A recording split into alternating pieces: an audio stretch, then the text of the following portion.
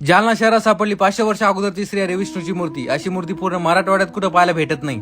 अयोध्यामध्ये श्रीरामाच्या मूर्तीसाठी जी शिला वापरली ती शिला या मूर्तीसाठी देखील वापरलेली आहे.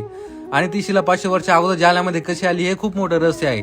तर नमस्कार मंडळी, मी वैभव सराटे पाटील एके जालनाकर वैभव आणि हाय आपला हिडन प्लेस ऑफ जालना सिरीजचा 14वा मिनी ब्लॉग. आतापर्यंत आम्ही ज्या ज्या ठिकाणी व्हिजिट दिली त्या सर्वांना थोड्याफार प्रमाणात प्रसिद्धी होती, पण आज अशा एका ठिकाणी जात आहे त्याबद्दल कोणालाही माहिती नाही. जुन्या जालन्यातील गांधी चेमन पासून 100 ते 150 मीटर अंतरावरती कसबा या भागात हे ठिकाण आहे. याच ठिकाणी रंगनाथ महाराज यांचा जन्म झाला होता. जुन्या काळात या ठिकाणी खूप मोठा वाडा असावा, पण लोकांनी केलेल्या दुर्लक्षामुळे आजच्या अवस्था तुम्ही पाहू शकता.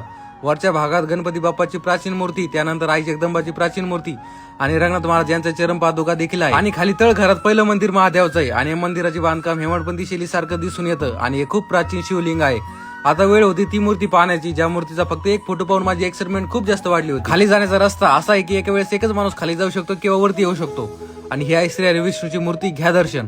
मूर्ती पाहिल्याबरोबर अंगावर काटा आणि डोळ्यात पाणी आल्याशिवाय राहणार आणि अशी मूर्ती मी तरी आतापर्यंत कुठे पाहिली नाही. एवढं बारीक नक्षीकाम आणि वरच्या बाजूला श्री हरी विष्णूचे 10 अवतार दाखवलेले आहे आणि येणारा कल्की अवतार देखील कोरलेला आहे.